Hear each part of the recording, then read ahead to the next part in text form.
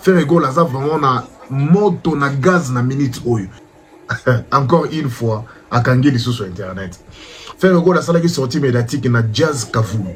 Mais apparemment c'est comme si Ferrego là à chaque sortie na habitude ce qu'on comprendre vraiment ndenge Ferrego là ça na kati ko kanga tendance nyonso pendant na minute oyo na internet. À chaque fois ça la sortie aux hommes on a que non et ça vraiment sorti à malonga. Peso kanga pena TikTok kangi Facebook kangi ba plateforme nyonso. Ferrego la sala qui interview kuna lobile makambo dele. Avant to meka ko kota na vidéo ana vraiment na signalo na no que non bato bazo meka ko sala ba sortie médiatique. Bato bazo kendo ko bato na poto sans cause sans date même mi prendre musiciens pour na 15 minutes ya concert. En tout cas mais bazo meka mais Ferrego là à chaque fois azo ça la sortie médiatique ils ont eloko mususu ils ont meka mususu c'est-à-dire bato basi ouais baza na mission komona basi ba moina bato ba faut pas comprendre basi ba comprendre Ferrego là ça vraiment na moto na gaz na minute oyo ama meza bitumbe lele eza bitumbe arrêtez la musique arrêtez Katazoba.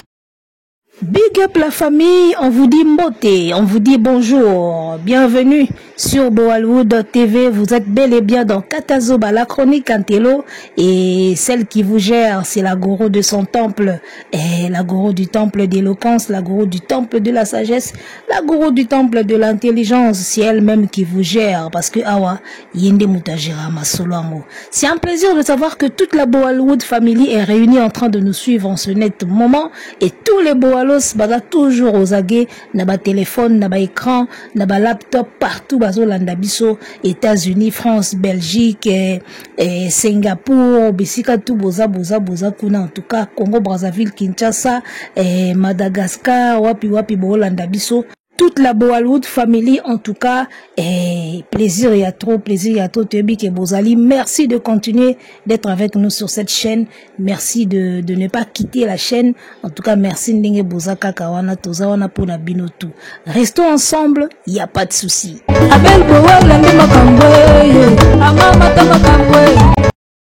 Voilà, nous y sommes. Bissoana Tozongi la Boalwood TV. Boalwood TV, la chaîne non alignée, le milieu du village, c'est nous. Temple au milieu du village. Ah oui, ça, temple au milieu du village. On est là pour tout le monde. On va dire le bien et le pas bien de tout le monde. Question d'éclairer la population, question d'éclairer les lanternes et Rosala Kitoko. Nelengi parce que expertise na moi expertise moi maele nzamba pesa biso c'est mettre chango au service de la vérité hein et si katoko saka toto bombaka ba faille pona ko plaire na batu et au sala kitoko te. Moi je pense que vérité est toujours louable. Voilà, raison pour laquelle te poni kozala non aligné. Ça c'est une chaîne non alignée. Donc ceux qui nous suivent ici, nous espérons que ce sont des fanatiques matures, capables de supporter les critiques, tout comme d'apprécier les éloges au Torbanda Kosala Awa. Voilà, la Boalwood family, big up, on est ensemble. Alors, de quoi va-t-on parler aujourd'hui? Batalaku ya Ferry. Namoni mwana mbali alobelaka inosbi mikolo akoti kote bagolwa ba sepela mabe bagolwa ba sepela mabe na yebisa yo ba fanatique nde bayambaka mutu to so mutu ayesika bayamba babo yamba mutu na kanzaga avena nga Félix Wazekwa na générique na yemoko aloba mwasi asika bayambaki na ba jus après la sima baganzela ya robinet. Bon, isa makambu. Alors, jeno alobelaka na ye inosbi mikolo pe a se pencher côté bagola ba olele fort. Ba olele fort. Alors, moi j'aimerais dire une chose dans batalaku ya Ferry. Omoni stratégie Zaranini, dire aux Gaulois ce qu'ils veulent entendre. Entre-temps, nous on se fait des vues, on se fait de l'argent avec YouTube. C'est bien. Nous tous, on veut ça. Eh, biso tout olinga bongo. Loba noka makamoko bat balingi ba yoka. Après chaîne ezo mata, ba abonné ba mata, ba vue ezo mata. Mais après, qu'en est-il de la vérité, les gars? Qu'en est-il de la vérité? Batala quoi faire? Vous prenez ce plaisir de dire aux Gaulois ce qu'ils veulent entendre. Parce que, nous avons remarqué une chose. Entre les Warriors et les Gaulois, la minute oyo, bateau yo baza plus regardant na bémission, ce sont plus les Gaulois. Bateau bazo tala mingi eza ba Gaulois. Nde nazo remarqué. Pourquoi? Parce que na lobaelo moko Gaulois aza muto yo azela kaka mona fere asali ba exploit moko ya makasi e kokokana na fali to e koleka fali. Wana eza attente éternelle ya ba Gaulois. C'est une attente éternelle ya ba Gaulois. Bazela rango vina bango mobimba. Alors, il court vite à chaque émission. Oyo ba moni ke mutu mo akomo lobela fere. Mutu mo wa yazo lobela fere bien. Bayaka mbango kotala ba sopana kamna bayaka pena mobondo. Pourquoi? Parce que ils espèrent que mutu akoloba na biso nini ya sika oyo biso to mona nanu te pas fere. C'est ça, c'est la soif moko boye ya espoir. Et animaka ba Gaulois yango bayaka mbango na bémission. Na minito, même si je disais que na minito pena na zongi nanga kota fere. Eh na biso ba oya danger. Ba oya pena ba vipe comme beta mape boye. Parce que bango bazala na soif moko boye ya. Nani yango ko ya vraiment ya ko expliquer les biso fere tam sundenge o biso to mona ete ndenge ba warrior ba mona kete ndenge fali a comprendre affaire ete nani yango ko ya ko faire comprendre les biso fere pas batouana. Donc à chaque fois que mutu moko azolo ba moi bien azo exprimer moi bien à côté na bango azaka toujours les bienvenus. Nde na loba ilobi ke ba Gaulois balala ka porte polele et on nyonso na ozonga na ozala bienvenue. Bango mosa mtema na bango témoin ba ya oboya na ba commentaire te to lingi te to yebi ndenge ezalaka mutu moko azala côté moko boye afingi tango oya boye ba yambie su kitoko et vice versa. Donc entre parenthèses, alors ba Gaulois sont beaucoup plus regardants na ba chaîne bazoya plus mobondo parce que bazaka na attente moko éternelle nde na expliquer bino attente wana éternelle bazaka na ya moni mikolo zoko teka affaire yo moko mona ngwa ozomona. Alors batala kusiko bazo profiter na mobondo wana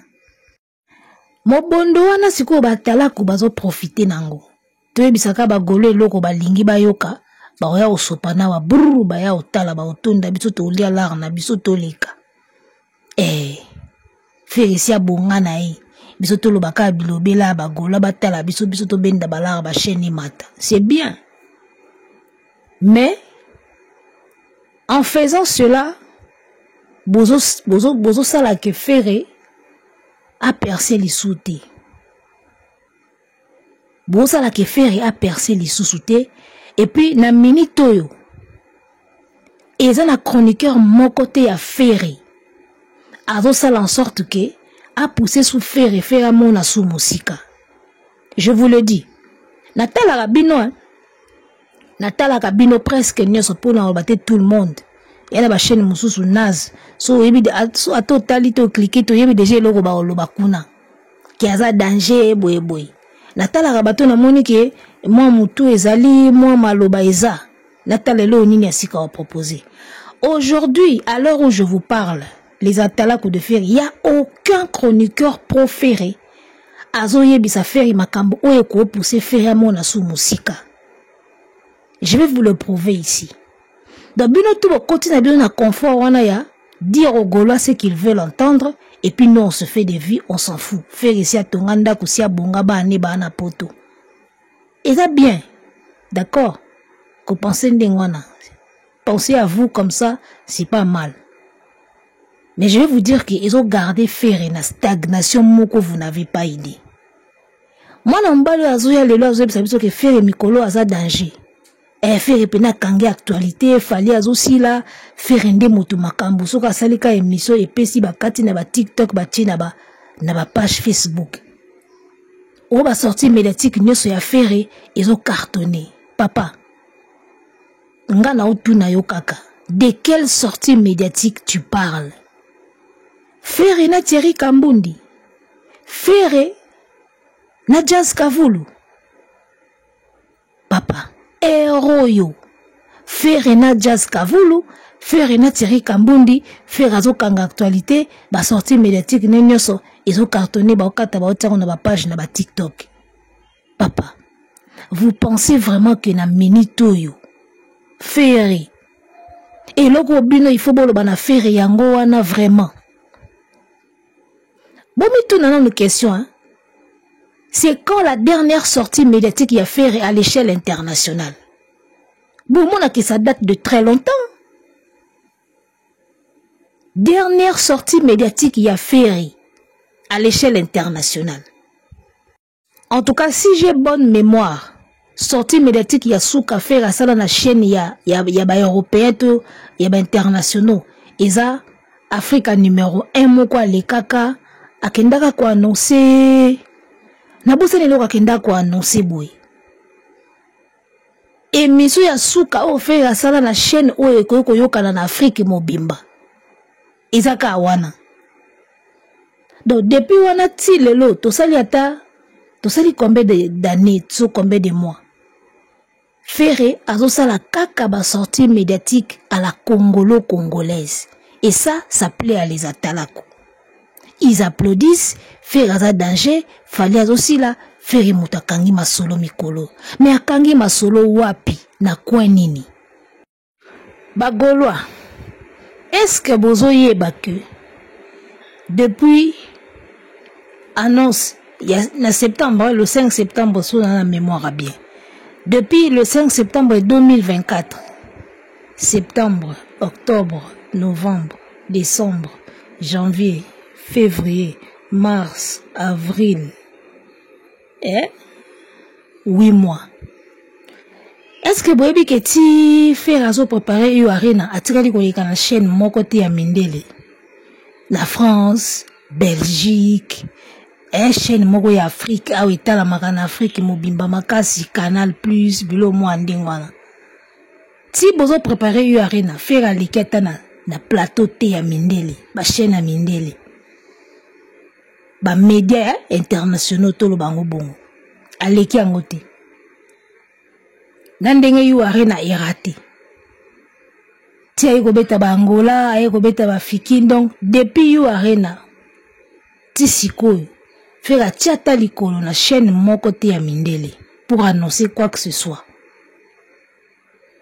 Sikoyo akosala sortie médiatique mibale ya kiloko yango wana kokanga mukili, yango wana ye muta simbi masolo.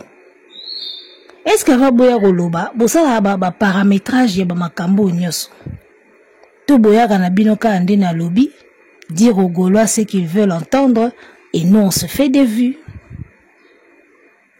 Vérité est important. On a tous besoin de vues, on a tous besoin de la chaîne mata. Mais dire la vérité c'est bien. Dire la vérité c'est bien. Batala kuya Ferre baza capable ya koyebisa yeke papa Hervé tala tosali 8 mois otia ta likolo na ba média mindele te créer te loko moko boye contexte moko boye o le kata créer ka contexte moko leka émission oyo asalaka na TV5 acoustique émission ane kufa te. Pourquoi ne pas y revenir de temps en temps? Moi j'ai comme l'impression que Ferre asu na mbongo te. J'ai vraiment l'impression que Ferre asu na mbongo te, même ya refuta ba chaîne wana ya mindele. J'ai l'impression que Ferre asu na mbongo te. Dans la minute yo, toute la vision ya mona mbali est comme nango concentré na RDC. Laissez-moi vous dire une chose. Au moni Ferre ndenga zawana, Ferre gola na RDC, il n'a plus rien à prouver. Il n'a plus rien à prouver aux Congolais. Asunelo ko prouver te. Ferre o toyeba kaya obengani ngali bande ya mbula. Esika ponge ya kokutanga bisika ngala bolalela. Pasite o. Ferre oya ya nini ngana welisa na banzele. Cher de poule. O we representaka biso yoka kolela ya bana. Fere wana na Congo toyeba ki epa wera chair de poule tala ndenge na komasoba pona bolingo blandine epemba banda bepoka ba blandine pemba ti le marquis good morning le marquis nanana oh nanana je t'en prie oh, donnez-moi mon argent à mon nom musampa eza intérêt pongete inga butu mobim Fero ya mbongo zana ango lwemba ye bilambo tonda nango nazangi fololo ya kola lisa yo okimisanga eko kumbisanga izemi erike gwenye salakato ya kokanga lopango Fere les marquis Fere à quartier latin insecticide Cobetox d'accord après Fere à jet set groupe Fere Gola sans interdit ba biberon eye comprendre Blandine Pemba soki nini ba diki betama Maya tondi mbisi ndeka zalaka musika te ba trésor candole ti Fere ya ba boîte noire sangono epanzani o pasi ya pambe ozomona Fere ya ba tucheze Fere lelo na RDC il n'a plus rien à prouver. Sur tout nanga qu'est-ce qu'il fallait faire à Salayaro Fere aza motoyo abanda sikoyo ko prouver sur le plan international moni terrain Europe et la terrain offert est-ce qu'il fallait abanda sikoyo babenga ngoni il faut banda sikoyo kokota sikoyo kokota sikoyo ko banda sikoyo ko conquérir ko explorer terrain ya Europe. N'habitez surtout toujours comprendre Mme Nazoloba. Au Congo, Fere n'a plus rien à prouver. La preuve, ce que salika émission mokona top Congo est cartonné 300K. A salika émission mokona jazz 90K. A salika eloko mokona soki nani ya kosala awa okoyoka kuna ba 100K. Na Congo, il n'a plus rien à prouver. Toyebi banzemba Fere par cœur. Toyebi ba vocal ya Fere tout toyebi ba parcours na ye nyonso ndinga uta na place a komi lelo toyebi makamba Fere toyebi na place a vandaka na ndaku na ye toyebi na mituka nyonso azalaka nango na ba bilamba lataka na Congo to tondi Fere to sto mela Fere to lia ya kokalenga ya kotumba ya kobia lokola kabose to tondi Fere omoni Fere na minito batala kwa Fere. Il faut boyer bisaye que na Congo c'est déjà bon. Banda sikoyo kokende ko conquérir ba planète mosusu.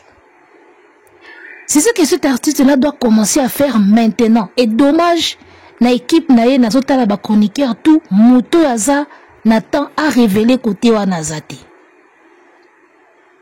Oye bisanga émission Fere et Betty ba sortie médiatique à sala na jazz à sala na top Congo et Betty. Oui, et Betty.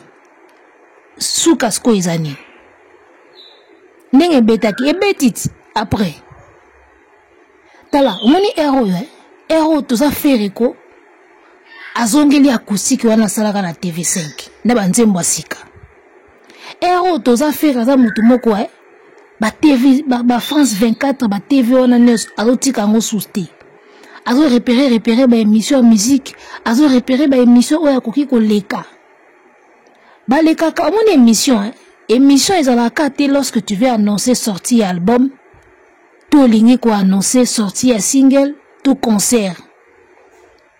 Non. Émission local acoustique. Ba kotie la yo guitare, ou beta, ba poser au moins mituna, o leki. Ndengo zo le kawana ndenge ba yeba ka artiste. O le kakango une fois, ce qui na 1900.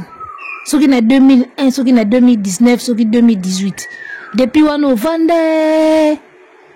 Mais une émission, on y revient à tout moment. On y revient chaque fois.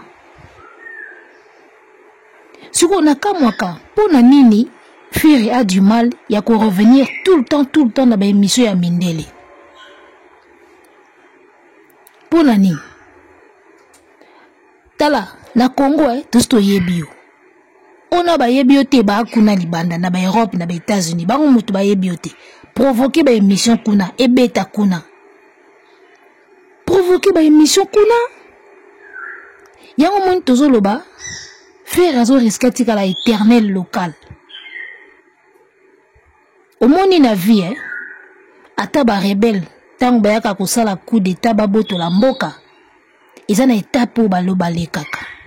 O kaka o Goma tombe, Bukavu tombe, o Kigali tombe, soki nini tombe. Bakendaka na ville par ville par ville. Bazui oyo, batie base na bango, bake na prochaine ville. Soki ba conquérir bango, batie base na bango, bake na prochaine ville. On a comme l'impression avec Ferré, asu na ba étape musu ko conquérir te, ana ba ville musu ya conquérir te. Donc, azui Kinshasa, atie base wana, ala lineka wana. Et wana sku impression nga naza nangwe pona artiste na biso mboka. Tala, na bandeli, batala kwa Ferré, boye biseke na Congo, il n'a plus rien à prouver. Ato ze micro, sala micro baladeur. Tuna banzemba Ferré batu ba oyembe lwangu. Tuna makambo Ferré sala ba oyebisa yango. Ferré n'a plus rien à prouver na Congo. Akende siko libanda. Poni bozo ko oyebisa yeteke, isiko ifo atana mutu na yeke, il doit maintenant conquérir l'Europe. Il doit maintenant convaincre les Européens, les Français, les Belges. Biso tostoyebi. Ce que pour l'année, il y a une mission de Congolais. Ils ont comme Sabino, ils ont séparé Sabino. Oui, c'est bien, il faut séparer là. Pour ça, les missions de cartonner, Betty, il faut bien, il faut séparer là. Mais il ne faut pas au soukaka quand il y a une mission à la congolaise. Tout ce qui vous plaît là, oh, vous avez la maboko qui est danger, c'est à la congolaise. Est-ce qu'un artiste le l'a faire, est-ce que vous le voyez finir quand on a congolais? Si c'est ça votre vision, il n'y a pas de problème. Hein? En tout cas, si c'est vraiment ça votre vision et sa vision à lui, en tout cas, il n'y a pas de problème. Tobé te la bino maboko. Ce qui vision na ezaki asuka neka na Congo, en tout cas, bossi bolongi, bravo. Bravo, parce que la majorité, pour ne pas dire tout, la majorité de tout ce que faire, la majorité de ce que faire et fait au Congo, ils osent. Ba émission, ils osent. Moi, ba concerné, betaka fikini, ba nini, ils osent. Tout le monde qui va parler du peuple, bah, stade des martyrs, et ainsi de suite. Et zozoa. Mais est-ce que vision na ye, ça souka na ye bongo? Ce qui est la vision na ye. To beti maboko, c'est pas, il n'y a pas un problème. Mais s'il vise l'international, Bobanda koye bisayeki, awa, il n'a plus rien à prouver. Na sa l'émission, mokona top Congo, ebeta 500K, ebeta 300K. Na sa l'émission, mokona Jazz Kavulu, ebeta 100K. Ce n'est plus ça. L'objectif maintenant. Tout ce qui est bien à Congo. Baso tala ye pour ba yebiye. Tu es bien. Tu es ba voko na ye. Tu bando yemba ngo ati. Tu es banzembo nene so. Tu es ba kombo balbum ne tout. Mais est-ce que combien de Français ba yebi balbum ya faire ya vie? Combien de Belges ba yebi ango? Ozumona. Combien d'Américains ba yebi balbum ya faire? Combien de Français bayebi kenzembo moko regarde-moi existaka? Combien de Belges le savent? Awa nazo ka bozo bimisa susu ile ki ya regarde-moi soki yaya na regarde-moi. Ozo bimisa yango pona biso ba kinois. Ozo bimisa yango pona public nini. J'ai un sujet comme ça, na ngai na lobelango, mais na tango non stop. Na ce sujet wana na pause, nazo zela le 1er mai. Bob Bimsana nous yaya regarde moi wana na yo kango apprendre dans le sujet. J'ai déjà un sujet sur ça. Mais nabina zelana nous na yo kanzembo wana. Pour na yebi ketan na yo kanzembo wana, il y aura beaucoup d'éléments ou certains éléments dans nzembo wana et vous allez pena na émission wana na osala. Nabi ke na ozo ba éléments misusu na kati kuna. Donc, ozo bimisa yaya regarde moi. Pour nous les na France 24 tête au TV5 ou annoncé en pour na ninité ou alors tango ko bima pour na nini ko lekate na ba TV5 France 24 ba acoustique. Pourquoi ne pas revenir na acoustique au salaka na TV5? Émission za pour na mbala mokote na lobaki loko yo na carrière nanga ya ki artiste na sala na une expérience yeloko na lobaka. Chaque émission que tu passes au Baksaka fan mokotomi balé baeba kiote. Moi c'est ce que j'ai remarqué. Au cours de la période moro bomoni on dirait la plupart ba kino ba ebio. Nous remonons une émission, mutumoko azolo bana découvrir yelelo et ça ne finit pas.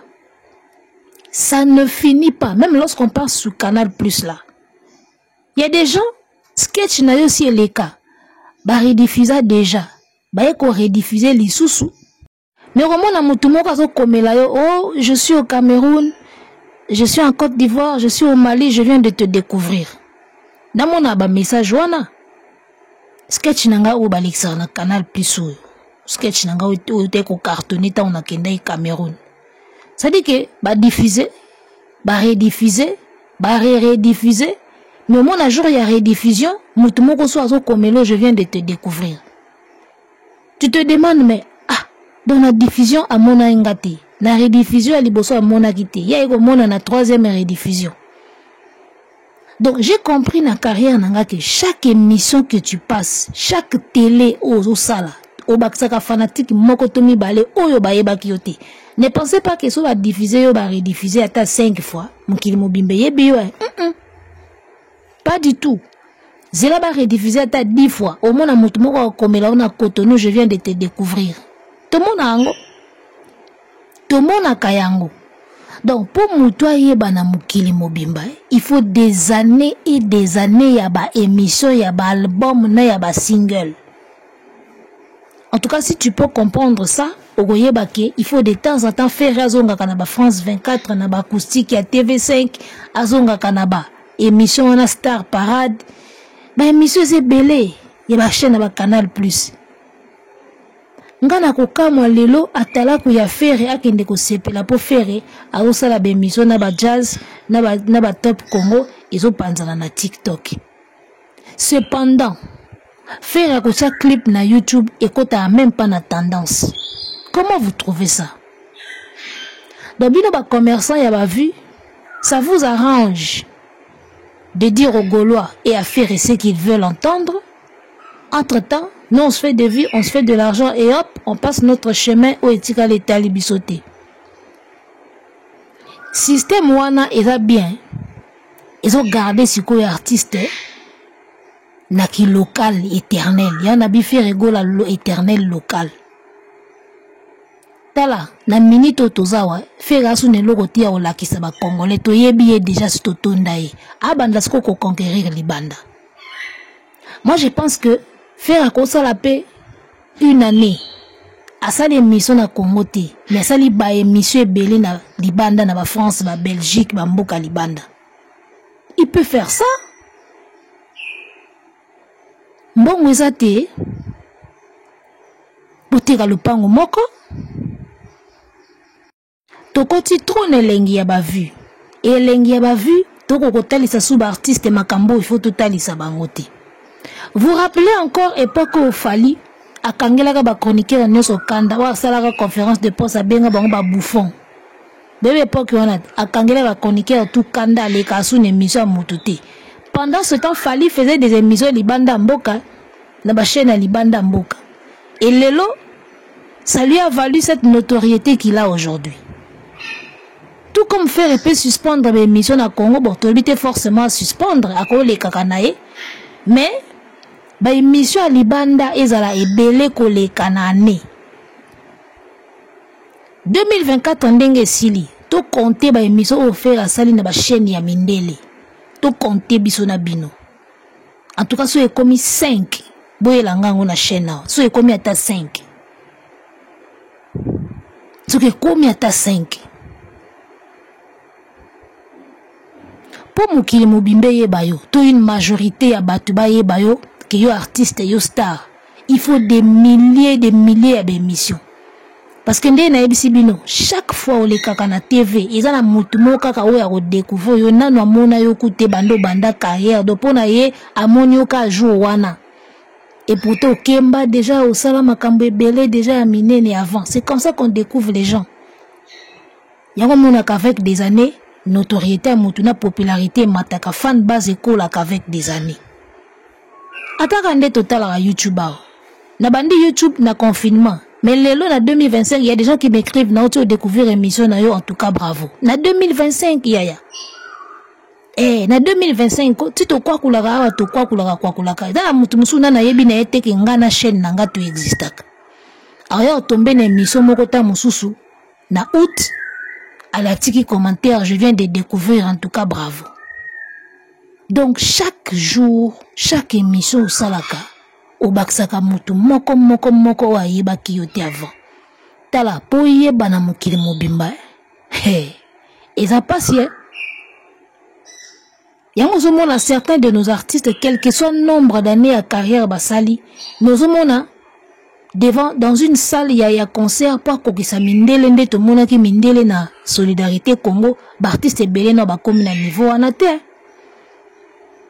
solidarité Congo mindele o ba kota ki wana beaucoup de nos artistes congolais na ba comme bongo te ba vidéo ya ba concert na bisweza to mona ka moi moko mi balé misa to moi 6 10 ça va. Mais ndenge batonda ki na solidarité, pas encore. Hein? Et c'est un travail de chaque année, chaque mois, chaque jour pour qu'on ait un niveau. Et à malembe et ne pas baisser les bras. Moi j'ai comme l'impression que bosu ki na binoka na Congo ici lidango, bozo la ki sabiso taba indice que vous allez maintenant conquérir l'extérieur. Tout le monde n'a aucune volonté que si ko logo la ba conquérir Congo, ba sunelo ka ko prouver te ba bandis ko conquérir Libanda. On ne sent pas un programme comme ça chez Ferry. Bina bato bolo ba ke non Ferry sia bonga na ye atonga banda ko ne na mituka ne ba otanga na poto sia bonga na ye yaya. Lelo soki producteur moko ya bi Ferry na obeti so yu arena. E nga moko na osala seke salwane tonda. Bino na bagola bo s'inquiéter te ngamo na binde na tondi sa basal yu arena na ngamo na otondi sango na binde na olukelo ba batu ba ya okota mbongo yango na beto yu arena fera oboya te akoboya te ana ndaku ana Ferrari ana car ana bana na poto mais akoboya te c'est pour dire quoi azana na besoin alia na musique siko pona nini ko se limiter héros. Les autres qui contrat moko mona niawa 600 000 $. Na beti so quelque part fera oboyate bino mbolo basi abongi a oboyate moto si abongi na musique il faut tika ake retraite sur la terrain pour ani aussi abonga déjà somba de banda ko somba bakar atika ne kende retraite il est sur le terrain pourquoi ce producteur moko bimi awa kinana produit na ngobo saela ngo publicité 300 000 a oboya kinonga na sina tongi banda ko sina son bakar bana dia ba otanga na poto lokola ko boya tese kazana on a besoin lié na musique. Alors ceux qui moutazana a besoin lié nanu na musique asala nanu musique pour continuer ko sala ba effort pour conquérir d'autres planètes, aller conquérir l'Europe, aller conquérir l'Amérique. On est bosu qui ne binoga na Congo Sicile. Non.